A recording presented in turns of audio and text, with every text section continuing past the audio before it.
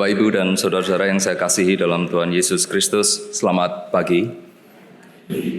Kita bersyukur pada pagi hari ini kita diberikan kesehatan dan juga cuaca yang baik, sehingga kita bisa berkumpul di tempat ini. Mewakili Majelis Jemaat, saya mengucapkan selamat datang kepada seluruh anggota jemaat dan simpatisan, serta mungkin tamu yang sedang berkunjung di tempat ini. Kiranya Tuhan menyertai ibadah kita pada pagi hari ini.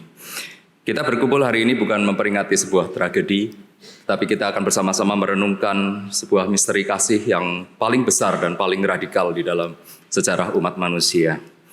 Dan di hari Jumat Agung ini kita diingatkan bahwa karya penyelamatan Allah sudah selesai, tetelestai. Hutang dosa kita telah dibayar lunas, bukan dengan emas atau perak, tetapi dengan darah Tuhan Yesus yang mahal.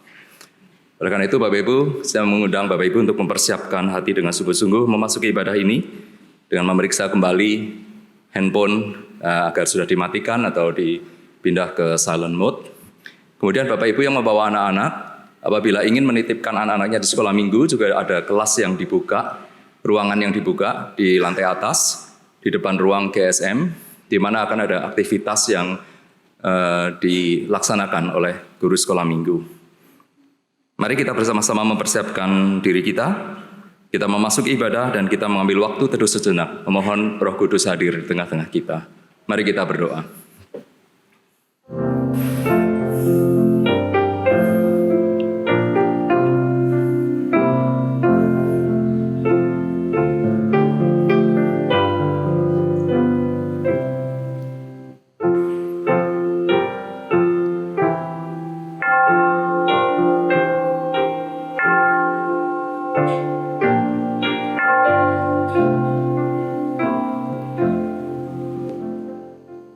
Kita bersama-sama memasuki panggilan beribadah dengan membacakan secara bertanggapan.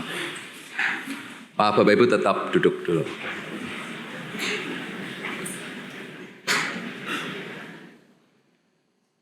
Di tengah keheningan Jumat Agung ini, kita datang untuk mengingat kasih Allah melalui peristiwa salib di Golgota.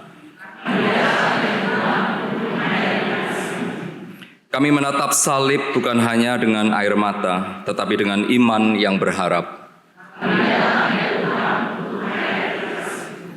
Karena di balik kematian, Engkau memberikan kehidupan. Di balik keheningan, Engkau menumbuhkan pengharapan. Marilah kita datang ke hadapan Kristus yang tersalib. Umat Tuhan sekalian, kita akan bersama-sama mengikuti prosesi salib. Untuk itu saya undang Bapak Ibu sekarang bangkit berdiri, dan kita bersama-sama mengarahkan pandangan kita kepada salib yang akan diarak memasuki ruang ibadah ini, yang akan dimulai dari pintu masuk ruang ibadah. Bapak Ibu yang di depan boleh membalikkan badan, kita bersama-sama mengikuti prosesi salib ini.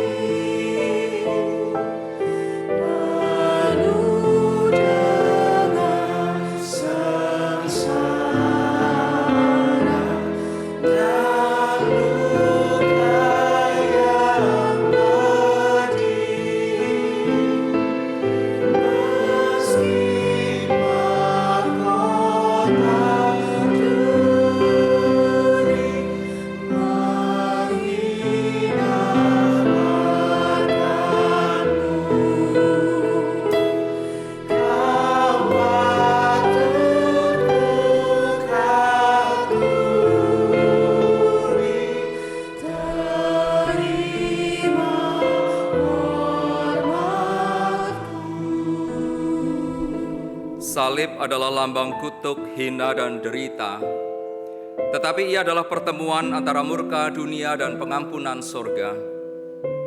Ia adalah kumpulan segala dosa dan khianat kita, dan segala luka yang kita simpan dalam diam. Saat salib lewat di depan mata kita, janganlah kita hanya melihat ini sebagai sebuah kayu yang mati, karena ia adalah cermin dari jiwa yang dahaga. Setiap luka yang tergores di tubuh Kristus adalah kalimat cinta yang dituliskan bagi kita.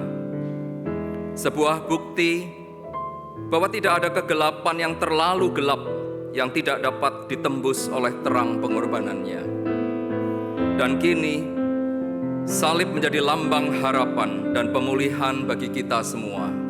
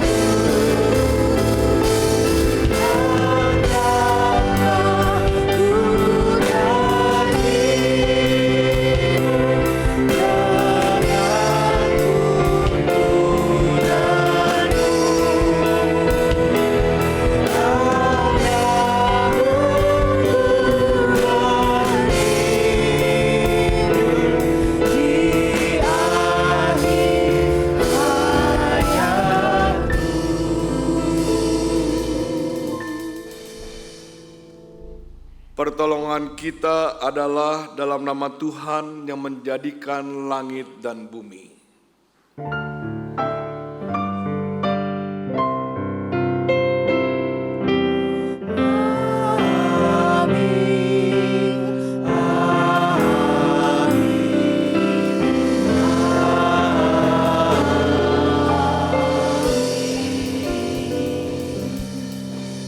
Tuhan beserta saudara. Dan beserta saudara juga.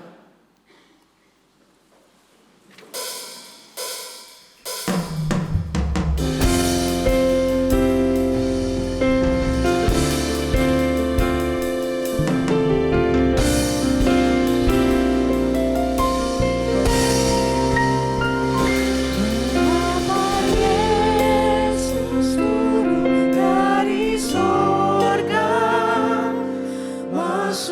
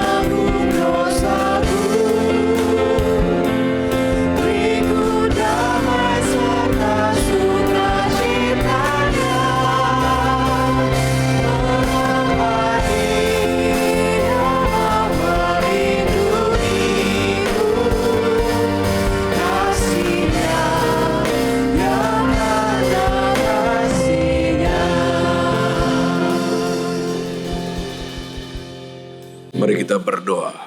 Bapa Surgawi, kami bersyukur berterima kasih.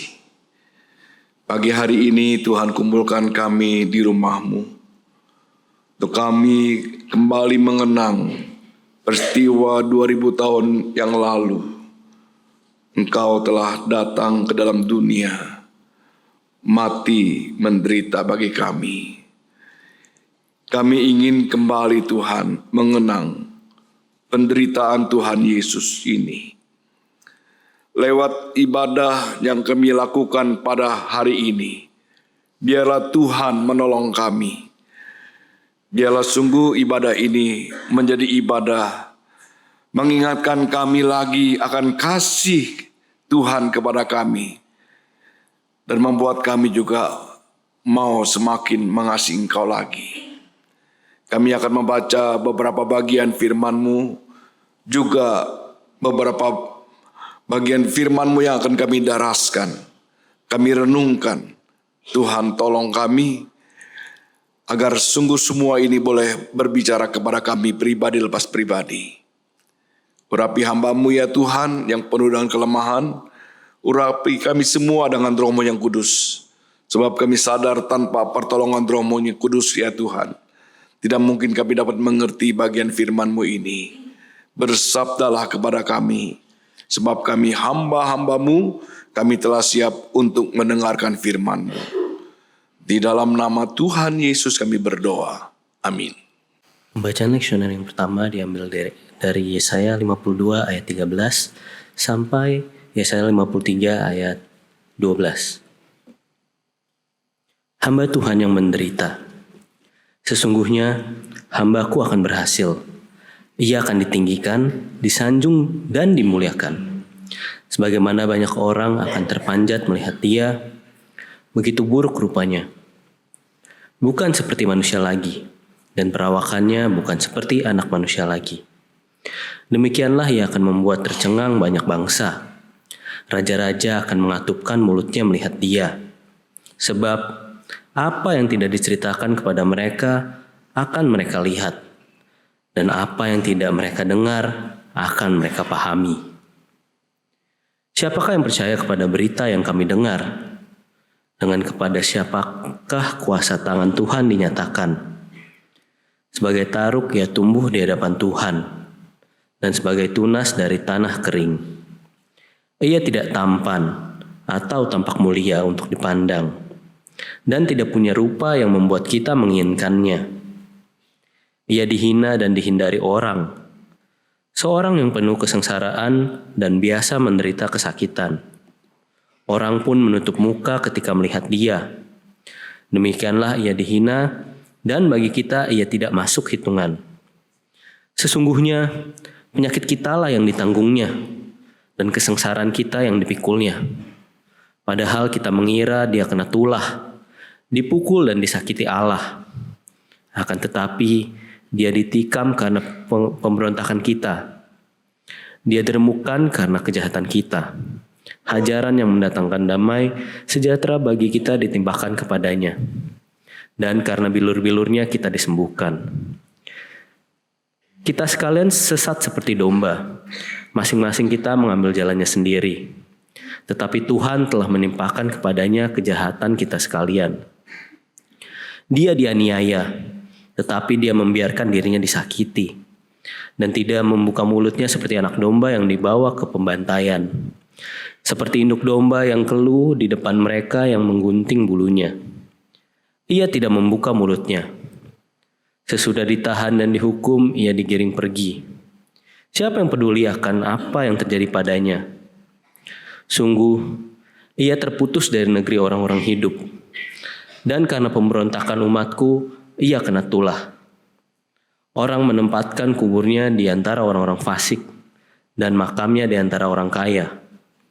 Sekalipun ia tidak berbuat kekerasan dan tipu daya, tidak ada dalam mulutnya.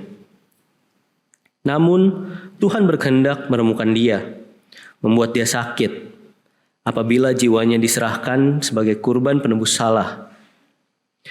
Ia akan melihat keturunannya, umurnya akan lanjut, dan kehendak Tuhan akan terlaksana olehnya. Sesudah kesusahan jiwanya, ia akan melihat terang dan menjadi puas. Oleh pengetahuannya, hambaku orang itu benar. Akan membenarkan banyak orang dan kejahatan mereka dipikulnya. Sebab itu, aku akan membagikan kepadanya rampasan di antara orang-orang besar, dan ia akan membagikan jarahan bersama orang-orang kuat, karena ia telah menyerahkan nyawanya ke dalam maut. Juga karena ia terhitung di antara pemberontak. Padahal ia menanggung dosa banyak orang dan berdoa untuk pemberontakan. Demikianlah sabda Tuhan. Marilah kita menanggapi bacaan pertama dengan mendaraskan Mazmur 22 ayat yang kedua sampai 19.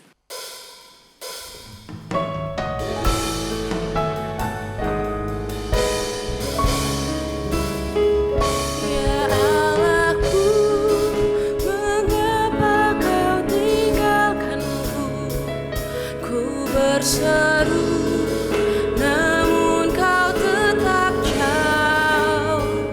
Ya Allahku, mengapa kau tinggalkanku dan tiada menolongku?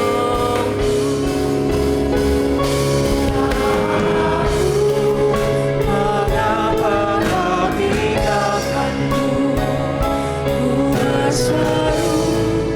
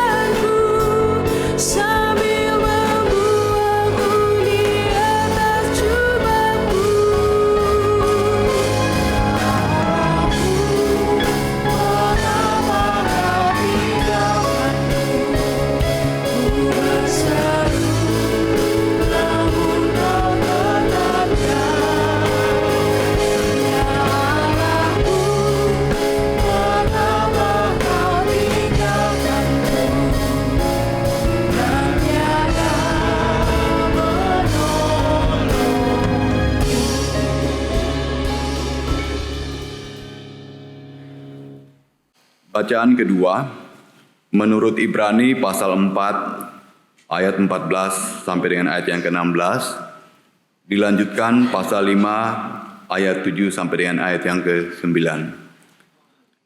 Ibrani pasal 4 ayat 14 sampai dengan ayat yang ke-16, dilanjutkan pasal 5 ayat 7 sampai dengan ayat yang ke-9.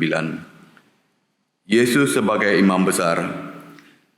Jadi karena kita sekarang mempunyai imam besar agung yang telah melintasi semua langit, yaitu Yesus, Anak Allah. Baiklah kita berpegang teguh pada pengakuan iman kita. Sebab imam besar yang kita punya bukanlah imam besar yang tidak dapat merasakan kelemahan-kelemahan kita. Sebaliknya sama seperti kita, ia telah dicobai dalam segala hal, hanya saja ia tidak berbuat dosa. Sebab itu, marilah kita dengan penuh keberanian menghampiri tahta anugerah, supaya kita menerima rahmat dan menemukan anugerah untuk mendapatkan pertolongan pada waktunya. Dalam hidupnya sebagai manusia, ia mempersembahkan doa dan permohonan dengan ratap tangis dan air mata kepada Dia yang sanggup menyelamatkannya dari maut, dan karena kesalehannya ia telah didengarkan. Sekalipun ia anak Allah, ia telah belajar taat dari apa yang telah dideritanya, dan sesudah ia disempurnakan, ia menjadi sumber keselamatan yang abadi bagi semua orang yang taat kepadanya. Demikianlah sabda Tuhan. Malam itu, Yesus dan murid-muridnya memasuki sebuah taman di seberang sungai Kidron. Yudas yang tahu tempat itu datang bersama sepasukan prajurit dan penjaga-penjaga bait Allah untuk menangkapnya. Yesus maju ke depan dan bertanya, "Siapakah yang kamu cari?" Ketika mereka menjawab, "Yesus dari Nazaret." Ia berkata, "Akulah dia." Mendengar itu, mereka mundur dan jatuh ke tanah. Namun Yesus menyerahkan dirinya tanpa perlawanan, sebab ia tahu semua yang akan menimpa dirinya. Petrus yang tidak terima gurunya diperlakukan seperti itu, menghunus pedangnya, menyerang dan memutus telinga Malkus, seorang hamba imam besar. Yesus menegur Petrus, "Sarungkan pedangmu. Tidakkah aku akan minum cawan yang diberikan Bapa kepadaku?" Yesus ditangkap dan dibelenggu. Mula-mula mereka membawanya kepada Hanas, mertua Kayafas yang tahun itu menjadi imam besar. Di hadapan Hanas dan imam besar, Yesus diperiksa dan mereka bertanya tentang murid-muridnya dan ajarannya. Yesus menjawab, "Aku selalu berbicara terang-terangan kepada dunia dan tidak sembunyi-sembunyi." Tiba-tiba seorang penjaga menamparnya karena menganggapnya tidak hormat kepada imam besar. Di halaman luar, Petrus dan seorang murid lain terus mengikuti Yesus. Orang-orang yang mengenali wajah Petrus bertanya kepadanya, Bukankah engkau murid orang itu? Petrus menyangkalnya hingga 3 kali. Seketika itu juga berkokoklah ayam. Persidangan dilanjutkan oleh orang Yahudi dengan membawa Yesus kepada Pilatus. Demikianlah supaya digenapi firman Yesus untuk menyatakan bagaimana caranya ia akan mati. Pilatus memeriksanya, namun tidak mendapati kesalahan apapun padanya. Akhirnya Pilatus menyerahkan Yesus kepada orang banyak. Bagaimana mereka mau memperlakukan Yesus? Orang-orang itu berteriak, Sebenarnya, Pilatus memiliki keinginan untuk membebaskan Yesus. Namun karena Yesus tidak membela dirinya sama sekali dan teriakan orang-orang itu semakin menjadi, akhirnya ia menyerahkan Yesus untuk disalibkan. Mereka mengambil Yesus, ia dicambuk, dimahkotai duri, lalu memikul salibnya sendiri menuju tempat yang bernama Golgota, tempat tengkorak. Di sana ia disalibkan di antara dua orang lain.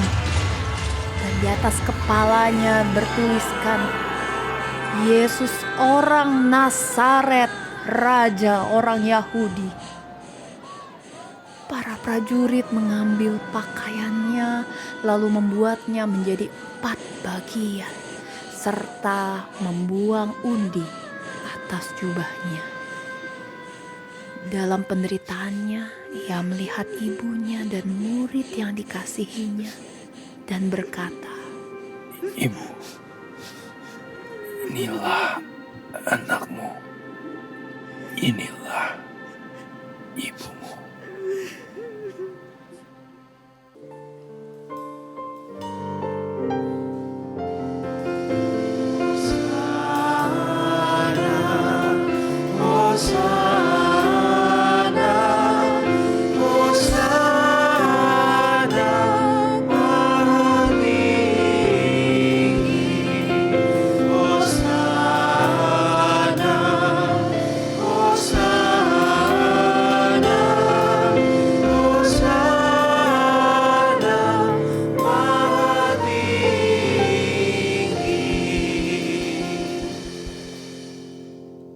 Pembacaan Injil selanjutnya dibacakan dari Injil Yohanes pasal 19 ayat 28 hingga 37.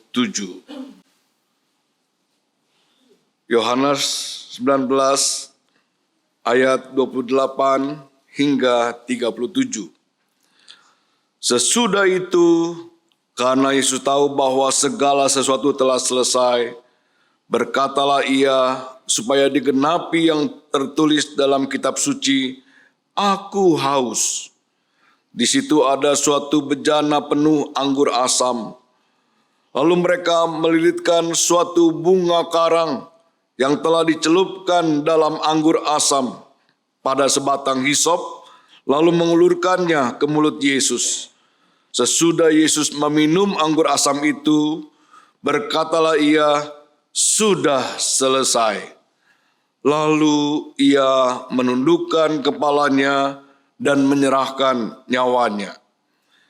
Karena hari itu hari persiapan dan Sabat itu hari yang besar, supaya pada hari Sabat mayat-mayat itu tidak tinggal tergantung pada kayu salib, para pemuka Yahudi meminta kepada Pilatus agar kaki orang-orang itu dipatahkan dan mayat-mayatnya diturunkan.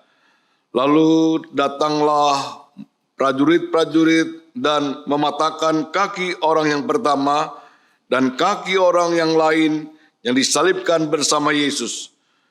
Namun ketika mereka sampai kepada Yesus dan melihat bahwa ia telah mati, mereka tidak mematahkan kakinya. Tetapi seorang dari antara prajurit itu menikam lambungnya dengan tombak, dan segera mengalir keluar darah dan air. Orang yang melihat sendiri hal itu yang bersaksi dan kesaksiannya benar. Dan ia tahu bahwa ia mengatakan kebenaran supaya kamu juga percaya. Sebab hal itu terjadi supaya digenapi yang tertulis dalam kitab suci, tidak ada tulangnya yang akan dipatahkan. Ada pula nas lain yang mengatakan mereka akan memandang dia yang telah mereka tikam. Demikianlah kisah sengsara Tuhan Yesus.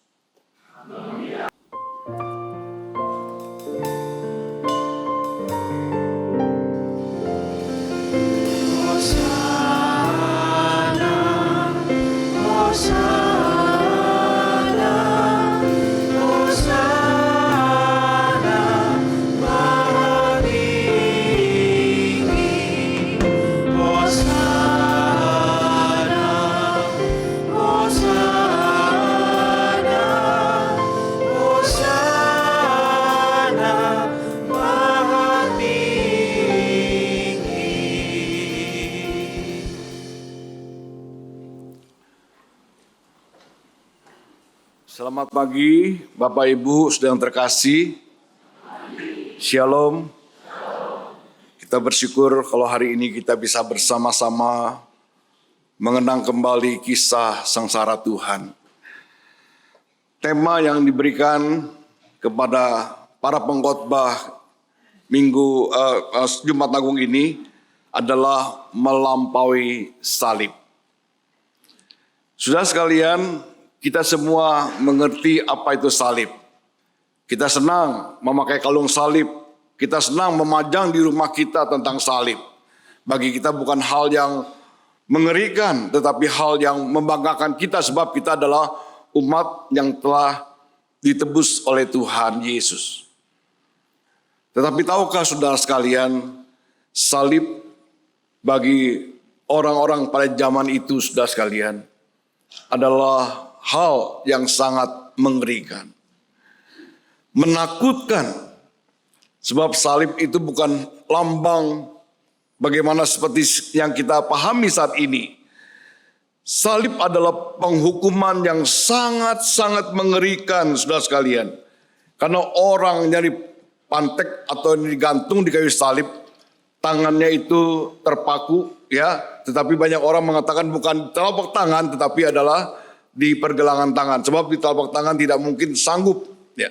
Tetapi juga ada orang mengatakan Yesus disalib itu di telapak tangannya. Tetapi banyak penafsir yang mengatakan dia di pergelangan tangan. Demikian juga dengan kedua kakinya bertumpu lalu dipaku dengan paku yang kasar. Zaman itu belum ada pabrik paku, saudara sekalian. Paku buatan manusia yang kasar. Salib pun juga merupakan kayu yang sangat kasar. Dan orang disalibkan itu dibiarkan mati secara perlahan-lahan. Sangat menakutkan sekali. Bagi orang Yahudi, saudara sekalian, salib itu adalah satu hal yang mengerikan, bukan hanya mengerikan tapi merupakan terkutuk. Dan bagi orang-orang Yunani, salib itu adalah hukuman yang sangat menyakitkan sekali. Sudah sekalian, bagi orang Romawi tidak ada orang Romawi yang disalibkan. Itu hanya kepada para budak, hanya kepada orang asing, hanya kepada pemberontak, kepada orang-orang jahat yang dilakukan seperti itu. Tujuannya apa, saudara sekalian? Tujuannya supaya dia mengalami penderitaan yang sangat luar biasa. Dia dipermalukan dengan luar biasa. Salib seperti itu, saudara sekalian. Jadi hal yang sangat mengerikan sekali. Biasa sebelum orang disalib bagaimana, saudara sekalian? Dia dianiaya dulu, dicambuk. Cambuknya bukan satu kali, bukan dua kali, tetapi puluhan kali. Kalau kita pernah membaca akan surat Paulus, Paulus mengatakan aku dicambuk 40+1. Kenapa dia ingat, saudara sekalian? Ya, 40+1 dihitungin mungkin, saudara sekalian. Sebab kenapa kalau orang mencambuk misalnya 42, 43, maka 3-nya itu dikembalikan kepada algojo. Algojo dicambuk 3 kali. Jadi memang maksimal 40. Kita bisa bayangkan, saudara sekalian, pada waktu orang dicambuk bukan cambuk yang biasa, tetapi cambuk yang tali dari kulit dan ujungnya itu ada satu paku-paku atau seperti ya alat yang sangat menyakitkan sekali. Saudara pernah kena pancing, kalau saudara suka memancing, saudara sekalian ya. Aduh, kita bisa bayangkan kalau kita kena pancing itu nempel dan susah dicabut ya. Kalau kita tarik begitu, saudara sekalian kulit kita robek. Saya bisa bayangkan pada waktu orang dicambuk seperti alat pancing di depannya, saudara sekalian. Kalau 1 kali, 2 kali, 3 kali, sampai puluhan kali. Mungkin badannya itu seperti bubur, hancur lebur. Penderitaan yang sangat luar biasa. Bukan hanya itu, saudara sekalian. Orang yang dipersalib itu akan diolok-olok, dipermalukan, ditelanjangi, diludahi, dikata-katai. Nah, saudara sekalian, itu merupakan satu peristiwa yang sangat-sangat mengerikan sekali. Apalagi kalau kita melihat bagaimana Yesus, saudara sekalian, dia disalibkan seperti itu. Orang-orang mengatakan kalau engkau Mesias, anak Allah, turun dari kayu salib ini, selamatkan dirimu. Berulang kali saudara sekalian orang mencemooh dia. Bahkan murid-muridnya juga meninggalkan Yesus. Saudara sekalian, salib merupakan peristiwa yang sangat-sangat mengerikan, menyakitkan, bahkan membuat orang itu menderita. Dan puncak penderitaan Tuhan itu kapan? Pada waktu Allah meninggalkan Yesus. Oleh sebab itu Yesus mengatakan, Eli, Eli, lama sabachthani, Allahku, Allahku, mengapa engkau meninggalkan aku? Dari nyanyian Mazmur pasal 22 tadi sudah mengingatkan, ya Allah, mengapa engkau meninggalkan aku? Itu merupakan ungkapan yang ada dalam diri Yesus. Kenapa ya Yesus ditinggalkan oleh Allah Bapa? Karena pada waktu itulah Tuhan Yesus sedang menanggung dosa umat manusia. Allah yang suci tidak mungkin berpisah, tidak mungkin bercampur dengan manusia yang berdosa dengan dosa. Itulah sebabnya tatkala Yesus sedang menanggung dosa manusia, Allah meninggalkan dia. Sehingga Yesus mengatakan, Allahku, Allahku, mengapa engkau meninggalkan aku? Saudara sekalian, seharusnya kitalah yang disalibkan, saudara sekalian. Karena salib itu adalah lambang penderitaan Tuhan. Tema hari ini melampaui salib. Kita diajak kembali memikirkan bagaimana seharusnya kita memaknai salib. Karena salib bukan hanya sebagai lambang penderitaan yang luar biasa. Ada makna salib yang lebih dalam lagi, yang hanya dimengerti oleh orang-orang yang telah mengalami kuasa salib itu.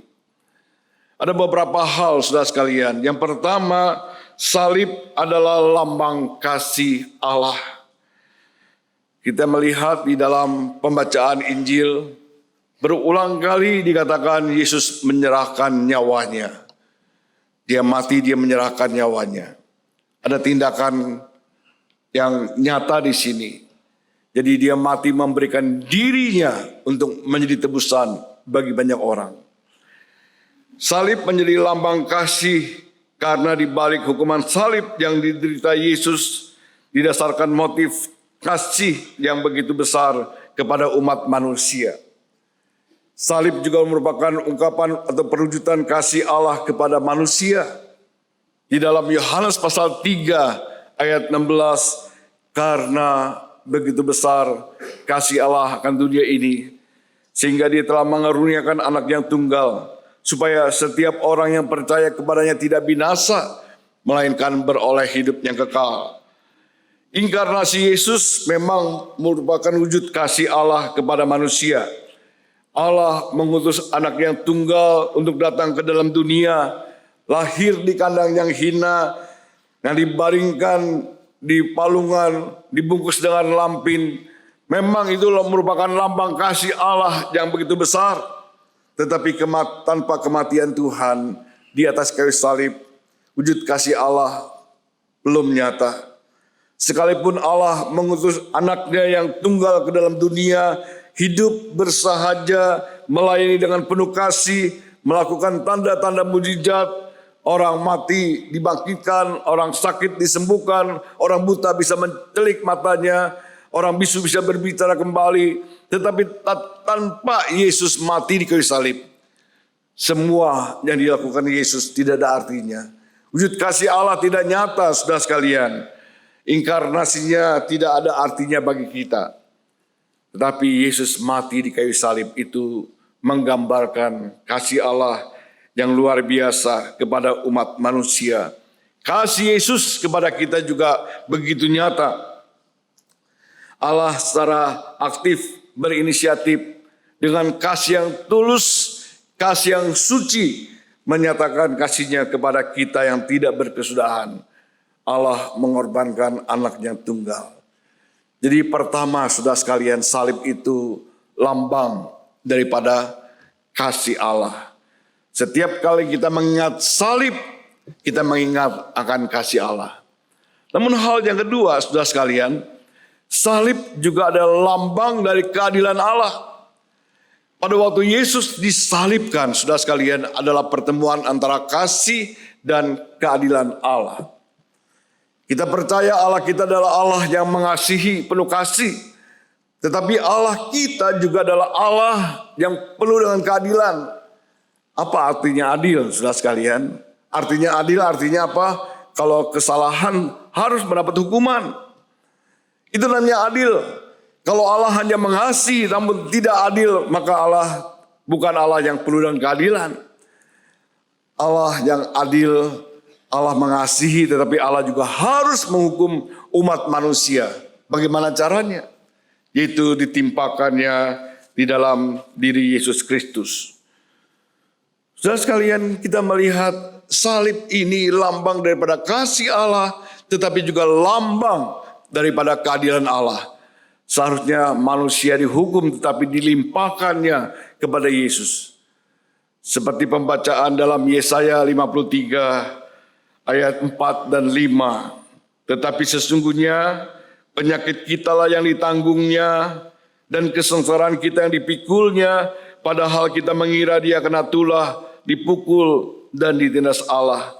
Tetapi dia tertikam oleh karena pemberontakan kita, dia diremukkan oleh karena kejahatan kita, ganjaran yang mendatangkan keselamatan bagi kita ditimpakannya kepadanya, dan oleh bilur-bilurnya kita menjadi sembuh. Sesungguhnya penyakit kita yang ditanggungnya, kesengsaraan kita yang dipikulnya, saudara sekalian. Orang mengira dia dipukul, ditindas Allah karena dia salah. Maka oleh sebab itu salib dianggap sebagai orang yang terkutuk. Padahal dia sedang menanggung dosa umat manusia supaya kita menjadi sembuh, supaya kita diselamatkan. Seharusnya kitalah yang disalibkan, saudara sekalian, tetapi digantikan oleh Tuhan Yesus. Kita yang seharusnya dihukum, tetapi semua hukuman ditimpakan kepadanya untuk menebus dosa-dosa kita. Yang ketiga, saudara sekalian, salib itu lambang perdamaian. Di dalam pembacaan Rasuli tadi, dalam pasal 4 ayat yang ke-6, Ibrani pasal 4 ayat ke-6, sebab itu marilah kita dengan penuh keberanian menghampiri tahta kasih karunia, supaya kita menerima rahmat dan menemukan kasih karunia untuk mendapat pertolongan kita pada waktunya. Saudara sekalian, kematian Tuhan itu adalah kematian yang mendamaikan antara Allah dan manusia. Setelah manusia jatuh ke dalam dosa, maka manusia menjadi seteru Allah. Namun kematian Tuhan adalah kematian yang mendamaikan. Di dalam tulisan Rasul Paulus, saudara sekalian, dalam Efesus pasal kedua ayat 11 dan selanjutnya dikatakan, dia adalah damai sejahtera kita yang telah mempersatukan kedua pihak, yang telah merubuhkan tembok pemisah, yaitu perseteruan. Dengan matinya sebagai manusia, dia telah membatalkan hukum Taurat dengan segala perintah dan ketentuannya, untuk menciptakan keduanya menjadi satu manusia baru di dalam dirinya, dengan itu mengadakan damai sejahtera, dan untuk memperdamaikan keduanya di dalam satu tubuh dengan Allah oleh salib, dengan melenyapkan perseteruan pada salib itu. Paulus mengatakan orang-orang Israel sebagai orang yang dekat, orang-orang non-Israel sebagai orang-orang yang jauh. Dulu tetap di mata Tuhan adalah terpisah, sebab mereka semua adalah orang berdosa. Tetapi kamu yang dekat dan kamu yang jauh menjadi satu dan diperdamaikan di dalam Kristus. Kita melihat salib bukan sekedar penderitaan biasa, saudara sekalian, tetapi lambang mempersatukan antara Allah dan manusia. Apa yang terjadi pada waktu Yesus disalibkan? Yang terjadi, tembok tirai bait Allah di ruangan Maha Kudus dan ruangan Kudus terbelah menjadi dua. Selama ini manusia terpisah dengan Allah. Manusia tidak bisa menghampiri Allah sebab Allah begitu suci, maha suci. Manusia berdosa tidak mungkin. Hanya melalui imam-imam. Tetapi saudara sekalian, terjadi pada waktu Yesus disalibkan, bukan hanya gempa bumi yang terjadi, tetapi tirai bait Allah terbelah menjadi dua, robek dari atas ke bawah. Tanda apa saudara sekalian? Tanda Tuhan membuka jalan yang baru bagi kita. Itu yang dikatakan kitab Ibrani saudara sekalian.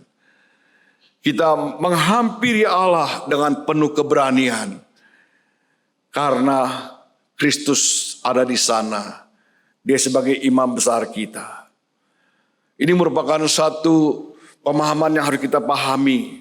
Dia datang ke dalam dunia, mati bagi kita, mendamaikan antara Allah dan manusia. Itulah saudara sekalian, salib melambangkan hal yang sangat luar biasa di dalam kehidupan kita. Yang keempat, salib itu melambang kemenangan. Tidak ada kemenangan tanpa salib, tidak ada kebangkitan tanpa kematian. Kristus tidak hanya mati di kayu salib, tetapi dia juga bangkit dari kematian. Ini fakta, ini kenyataan. Ini merupakan iman kita. Dia memang mati di kayu salib, tetapi dia bangkit dari kematian. Salib mengingatkan kepada kita, saudara sekalian, setelah mati 3 hari kemudian, seperti Alkitab katakan, bahwa anak manusia 3 hari kemudian akan bangkit. Waktu saya masih remaja, saya bertanya kepada guru rohani saya, kok beda ya salibnya orang Kristen dengan salibnya Katolik? Lalu kemudian guru rohani saya mengatakan kalimat yang tidak pernah saya lupakan. Dia mengatakan, kita tahu Yesus telah mati, tetapi dia juga telah bangkit. Dia tidak terus disalibkan, dia telah bangkit dari kematian. Ini perbedaan kita saudara sekalian, ya. Karena dia bukan hanya mati bagi kita, tetapi dia bangkit bagi kita. Saudara sekalian, kebangkitannya merupakan dasar iman kita. Kalau Yesus tidak bangkit dari kematian, Alkitab mengatakan sia-sialah imanmu dan kamu masih hidup dalam dosa. Kita masih hidup dalam kekalahan, kita masih hidup di dalam kelemahan, tetapi Yesus bangkit saudara sekalian. Menandakan dia menang. Salib itu menggambarkan kemenangan saudara sekalian. Melambangkan pengharapan. Melambangkan kehidupan yang baru. Salib itu sesuatu hal yang luar biasa dalam hidup kita. Bukan sekedar lambang penderitaan, tetapi merupakan lambang daripada kemenangan. Sebagai lambang kasih, keadilan Allah, lambang perdamaian, tapi juga lambang kemenangan karena Kristus telah mati dari kematian. Inilah yang membuat para pengikut Kristus tidak malu memikul salib. Sebab salib bukan hanya penderitaan Tuhan. Di balik semuanya itu, saudara sekalian, melampaui salib, beyond the cross, dalam konteks iman Kristen merujuk kepada pemahaman bahwa makna salib tidak berhenti pada kematian dan penderitaan Yesus saja, melainkan berlanjut pada kemenangan melalui kebangkitan dan memiliki dampak penebusan bagi umat manusia. Sudahkah kita memaknai salib dalam arti yang sesungguhnya? Sudahkah kita memaknai arti salib yang sesungguhnya saudara sekalian? Jika belum, hari ini saya mengajak kita kembali memikirkan mengenai makna salib. Nah saudara sekalian, hari Jumat Agung 2026, ingat saudara sekalian, hari ini saya mengajak saudara melakukan satu gerakan. Gerakannya memang tidak populer saudara sekalian, ya. Bukan gerakan memulai hidup baru, bukan memulai gerakan membaca Alkitab, bukan gerakan untuk berdoa dan berpuasa, bukan gerakan untuk memberikan persembahan bagi Tuhan, tapi gerakan yang tidak populer sama sekali, yaitu gerakan menurunkan salib di rumah saudara, di ruang tamu, di kamar tidur, di tempat kita bekerja, mungkin ada di mobil kita, itu kita melepas salib di kalung kita. Maksudnya apa Pak Haryanto? Ini sudah pendeta emeritus kok macam-macam aja nih. Ya supaya menanggalkan salib. Nah saudara sekalian, Buat apa ada salib di rumah kita, di kamar tidur kita, kalau salib itu hanya sebagai lambang, sebagai hiasan, dan hidup kita tidak mencerminkan arti salib yang sebenarnya. Buat apa salib kita dipajang di rumah, tetapi yang ada perselisihan, kemarahan, kebencian, kata-kata kasar, kata-kata kotor, caci maki di tengah-tengah keluarga kita. Buat apa, saudara sekalian? Buat apa ada hiasan salib jika kita tidak memiliki relasi yang baik dengan Tuhan? Kita malas ke gereja, malas beribadah. Oh, begitu banyak orang Kristen, saudara sekalian, yang beribadah hanya pada hari-hari tertentu. Orang Kristen napas Natal dan Paskah, atau Jumat Agung, atau berjamaah kudus saja. Baru datang ke gereja, tetapi hari-hari Minggu biasa tidak pernah ke gereja. Padahal di rumah ada salib, kita pajang. Buat apa, saudara sekalian? Gak ada gunanya. Oleh sebab itu saya mengajak kita hari ini menurunkan salib. Kalau kita punya pemahaman seperti itu, saudara sekalian. Hanya sebagai hiasan, sebagai aksesoris rumah kita. Salib harus dimaknai dalam hidup yang benar, saudara sekalian. Buat apa kita punya salib di rumah, tetapi hidup kita belum berubah. Kita masih menjalani hidup yang pola yang lama, bukan pola hidup yang baru. Kita masih selalu kalah dalam dosa, bukan hidup dalam berkemenangan. Buat apa ada salib jikalau hidup kita belum berubah? Turunkan salib. Saudara sekalian, biarlah kita merenungkan hari ini bahwa kita mau mengalami perubahan dalam hidup kita. Saudara sekalian, kalau kita mengatakan Yesus begitu mengasihi kita, mati bagi kita, berkorban bagi kita. Tetapi pertanyaannya lagi, saudara sekalian, sampai sejauh mana kasih kita kepada Tuhan? Apa bukti kita mengasihi Tuhan?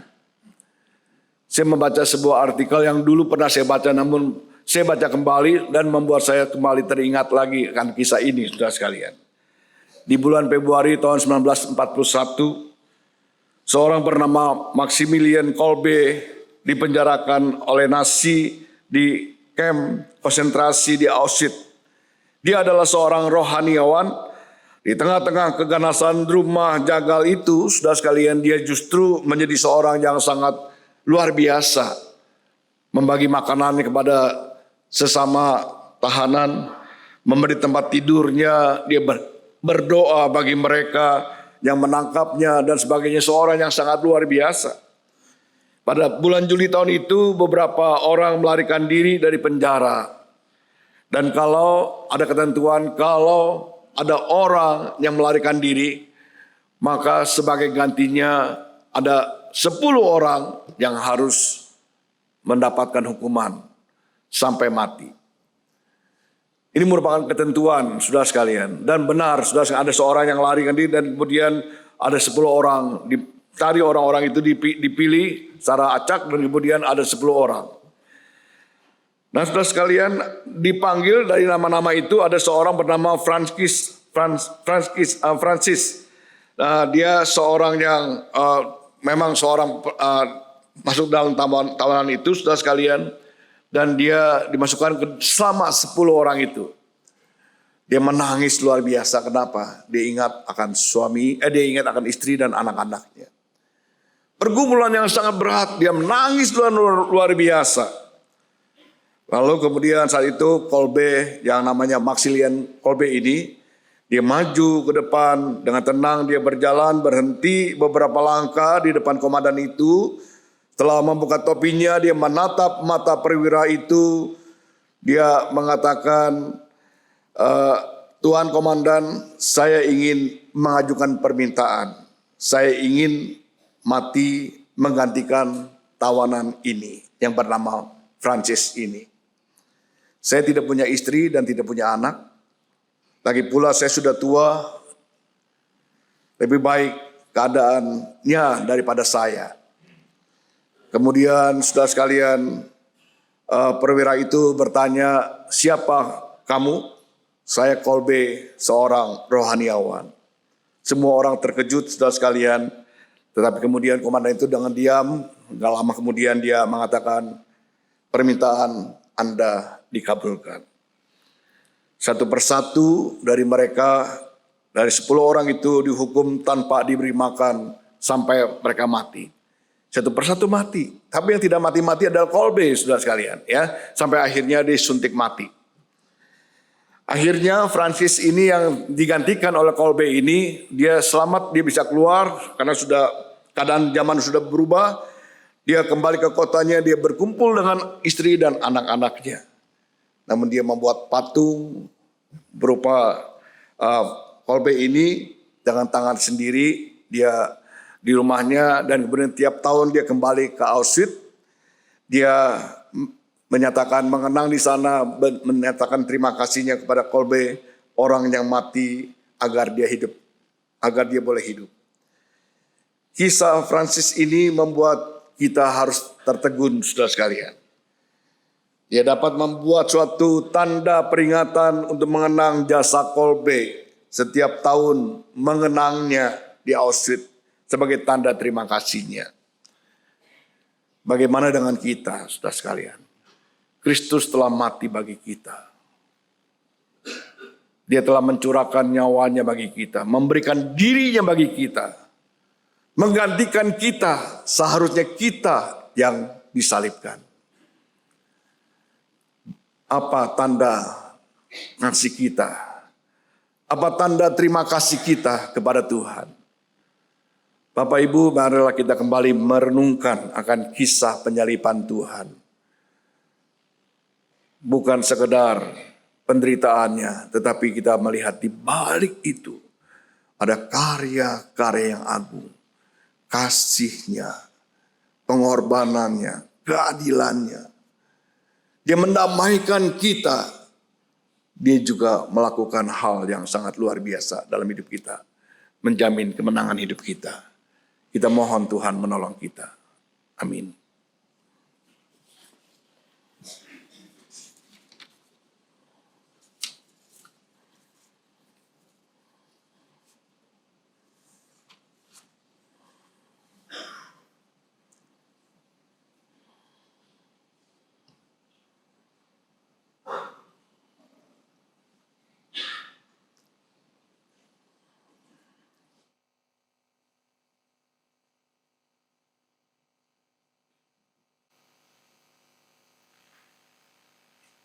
Mari jemaat bangkit berdiri.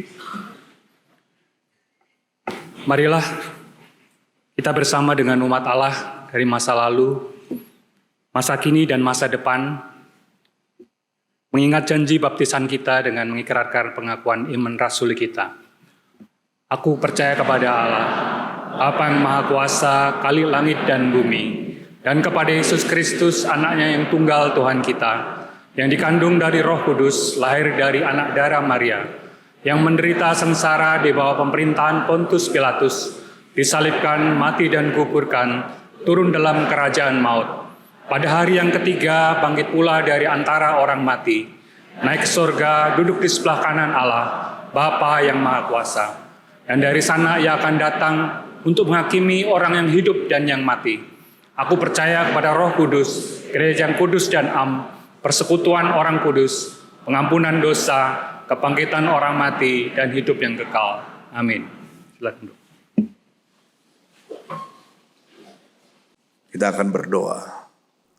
Perjalanan Yesus Kristus menuju Golgota bukanlah sekedar kisah pengorbanan biasa, melainkan jalan kasih Allah yang menyelamatkan umat manusia.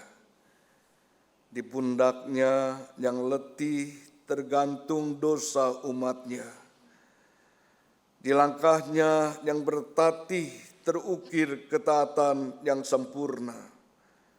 Dan dalam setiap cambukan yang ia terima terpancar kasih yang tidak berkesudahan. Kini marilah kita mengarahkan hati untuk mengingat dan menghayati perjalanan kasih itu dengan berhenti sejenak, mengangkat doa dan pengakuan kita di dalam kasih salib Kristus, salib yang di dalamnya ada kasih, yang melampaui segala hal.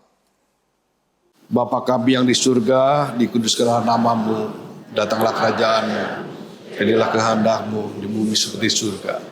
Berilah pada hari ini makanan kami yang secukupnya, dan ampunilah kami akan kesalahan kami, seperti kami juga sudah mengampuni orang yang bersalah kepada kami. Janganlah membawa kami dalam pencobaan, lepaskan kami dari yang jahat, sebab Engkau-lah yang punya kerajaan dan kuasa dan kemuliaan sampai selama-lamanya. Amin. Umat yang terkasih, kita mengenang kasih Allah yang dinyatakan melalui pengorbanan Kristus bagi keselamatan dunia. Sebagai ungkapan syukur dan hati yang berserah, marilah kita membawa persembahan dan kita landaskan dari firman Tuhan dalam Ibrani 13 ayat 15 yang berkata demikian. Sebab itu, marilah kita melalui Dia senantiasa mempersembahkan kurban syukur kepada Allah, yaitu ucapan bibir yang memuliakan nama-Nya. Kita akan bersama-sama mengumpulkan persembahan kita dengan iringan pujian NKB 84, Kuberikan bagimu tubuhku dan darahku. Ku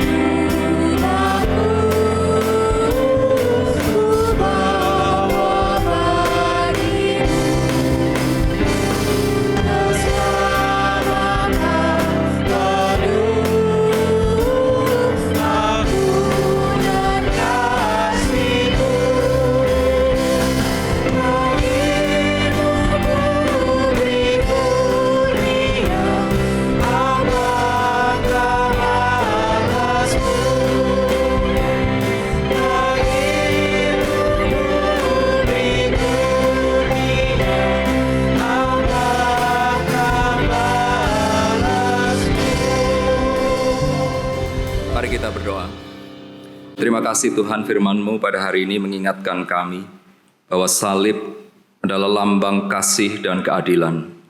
Karena upah dosa adalah maut, dan maut berarti nyawa. Dan tidak ada pengampunan dan penebusan dosa tanpa ada pencurahan darah. Dan Tuhan sudah menggantikan kami, karena kamilah yang seharusnya tergantung di sana.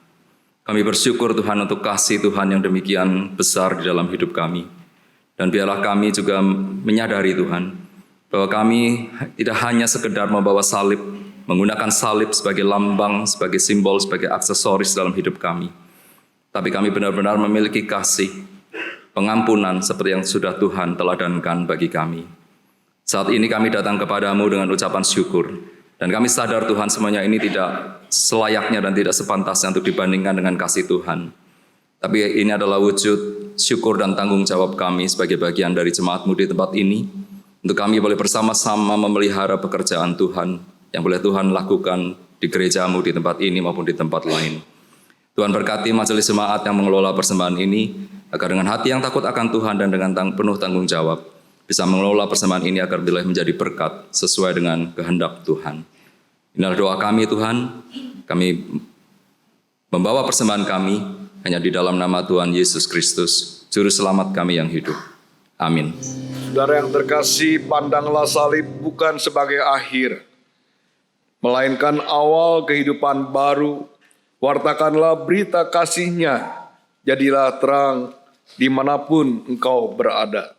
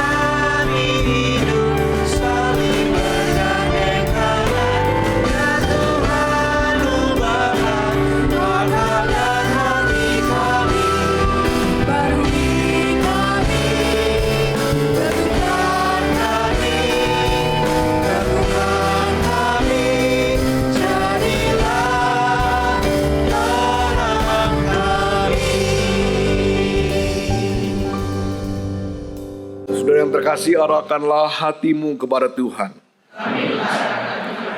Jadilah saksi Kristus. Terpujilah Tuhan. Pulanglah dengan damai sejahtera dan terimalah berkat Tuhan.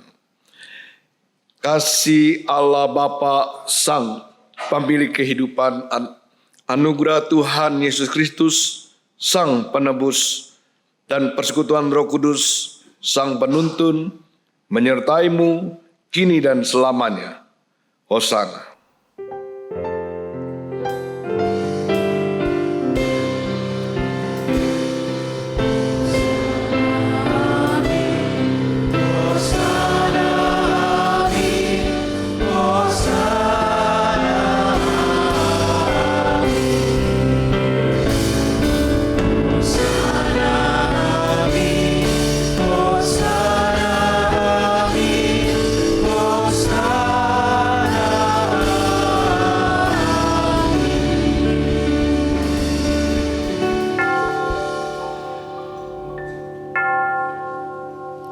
Ibadah kita telah selesai, kita masuk di dalam saat hening.